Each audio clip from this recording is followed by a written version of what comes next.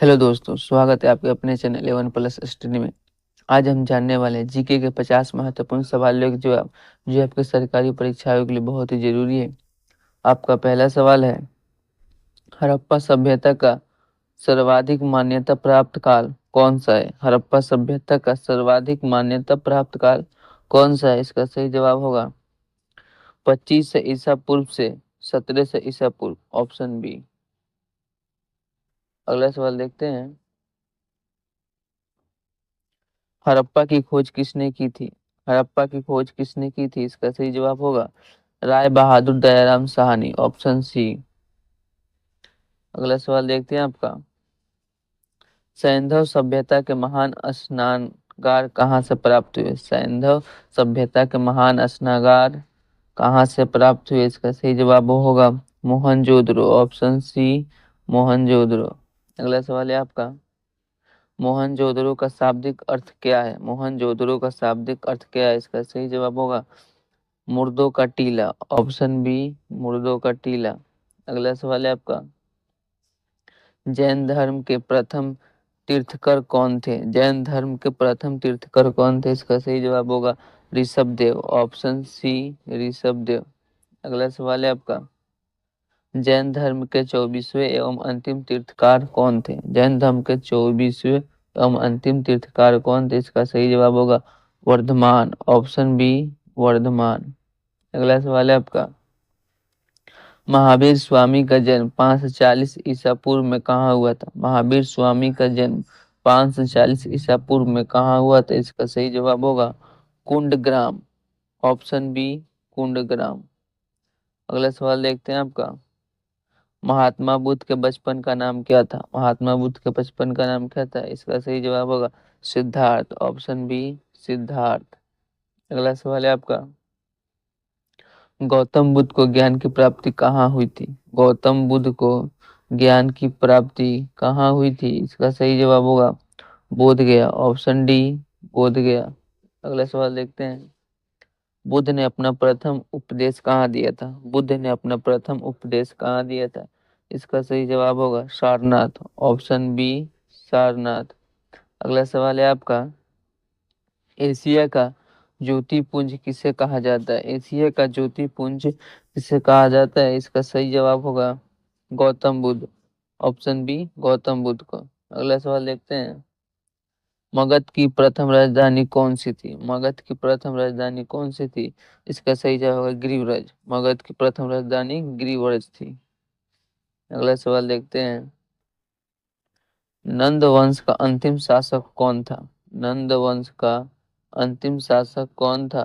इसका सही जवाब होगा धनानंद, ऑप्शन सी, धनानंद। अगला सवाल है आपका, मौर्य वंश की स्थापना किसने की थी? मौर्य वंश की स्थापना किसने की थी? इसका सही जवाब होगा चंद्रगुप्त मौर्य ने, ऑप्शन सी, चंद्रगुप्त मौर्य ने। अगला सवाल है आपका, सिकंदर का सेनापति कौन था? सिकंदर का सेनापति कौन था? आपका सही जवाब होगा Seleucus Nicator, option B, Seleucus Nicator. अगला सवाल है, किस शासक को भारत का नेपोलियन कहा जाता है? किस शासक को भारत का नेपोलियन कहा जाता है? इसका सही जवाब होगा समुद्रगुप्त, ऑप्शन सी, समुद्रगुप्त। अगला सवाल है आपका, गुप्त काल में स्वर्ण मुद्राओं को क्या कहा जाता था? गुप्त काल में स्वर्ण मुद्राओं को क्या कहा जाता था? आपका सही जवाब होगा दिनार, ऑप्शन बी, दिनार। अगला सवाल है आपका, विक्रमशिला विश्वविद्यालय की स्थापना किसने की थी? विक्रमशिला विश्वविद्यालय की स्थापना किसने की थी? इसका सही जवाब होगा धर्मपाल, ऑप्शन बी, धर्मपाल। अगला सवाल देखते हैं आपका, नालंदा विश्वविद्यालय की स्थापना किसने की थी? नालंदा विश्वविद्यालय की स्थापना किसने की थी? आपका सही जवाब होगा कुमारगुप्त, ऑप्शन बी, कुमारगुप्त।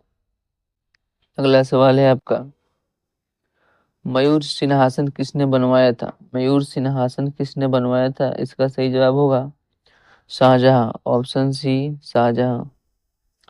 अगला सवाल देखते हैं, किसके नेतृत्व में अरबों ने भारत पर पहला आक्रमण किया था? किसके नेतृत्व में अरबों ने भारत पर पहला आक्रमण किया था? आपका सही जवाब होगा मोहम्मद बिन कासिम। ऑप्शन बी मोहम्मद बिन कासिम।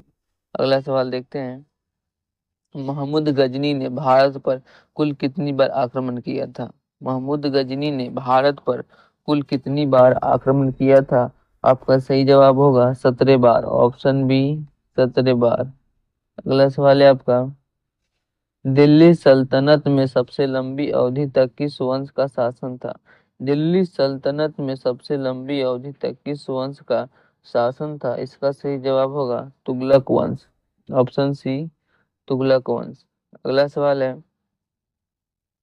भारत का नेपोलियन किसे कहा जाता है? भारत का नेपोलियन किसे कहा जाता है? इसका सही जवाब होगा समुद्रगुप्त। Option B Samudragupta. अगला सवाल है। मोहम्मद गौरी ने 1192 ईस्वी में तराइन के द्वितीय युद्ध में किस शासक को पराजित किया था? इसका सही जवाब होगा पृथ्वीराज चौहान। Option B Prithviraj Chauhan. अगला सवाल है। किस मुगल कालीन शासक को कविराज कहा गया है? किस मुगल कालीन शासक को कविराज कहा गया है? इसका सही जवाब होगा बहादुर शाह जफर। Option C Bahadur Shah Zafar. अगला सवाल है। मनसबदारी प्रथा किसने लागू की? मनसबदारी प्रथा किसने लागू की? इसका सही जवाब है अकबर। Option C Akbar. अगला सवाल है। भारतीय क्रिकेट का पिता किसे कहा जाता है?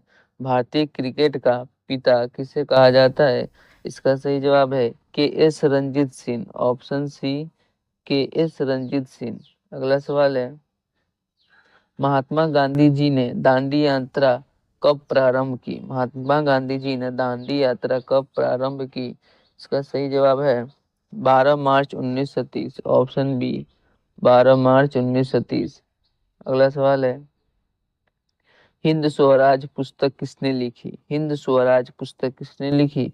इसका सही जवाब होगा महात्मा गांधी जी ने। ऑप्शन सी महात्मा गांधी जी ने। अगला सवाल है। भारत छोड़ो आंदोलन के समय कांग्रेस के अध्यक्ष कौन थे? भारत छोड़ो आंदोलन के समय कांग्रेस के अध्यक्ष कौन थे? इसका सही जवाब होगा अब्दुल कलाम आजाद। Option C Abdul Kalam Azad. अगला सवाल है। वंदे मातरम पत्र के संपादक कौन थे? वंदे मातरम पत्र के संपादक कौन थे? इसका सही जवाब है अरविंद घोष जी। ऑप्शन बी अरविंद घोष जी। अगला सवाल देखते हैं। बक्सर का युद्ध कब हुआ था? बक्सर का युद्ध कब हुआ था? इसका सही जवाब है 1764 में। ऑप्शन बी 1764 में। अगला सवाल है। किस यूरोपीय देश ने भारत में सबसे पहले अपना व्यापार फैलाया था? किस यूरोपीय देश ने भारत में सबसे पहले अपना व्यापार फैलाया था? इसका सही जवाब होगा पुर्तगाल। ऑप्शन बी पुर्तगाल। अगला सवाल है। वास्को डी गामा भारत कब आया था? वास्को डी गामा भारत कब आया था? इसका सही जवाब है 1498 ईस्वी में। ऑप्शन बी 1498 ईस्वी में। अगला सवाल है। अखिल भारतीय किसान सभा का प्रथम अध्यक्ष कौन था? अखिल भारतीय किसान सभा का प्रथम अध्यक्ष कौन था?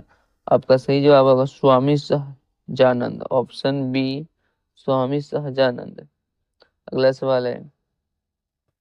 किसके संरक्षण में अकबर ने 1560 ईस्वी तक शासन किया था? किसके संरक्षण में अकबर ने 1560 ईस्वी तक शासन किया था? इसका सही जवाब होगा बैरम खां। ऑप्शन सी बैरम खां। अगला सवाल है। भारत के प्रथम विधि निर्माता कौन है? भारत के प्रथम विधि निर्माता कौन है? इसका सही जवाब है मनु। Option B Manu. अगला सवाल है आपका।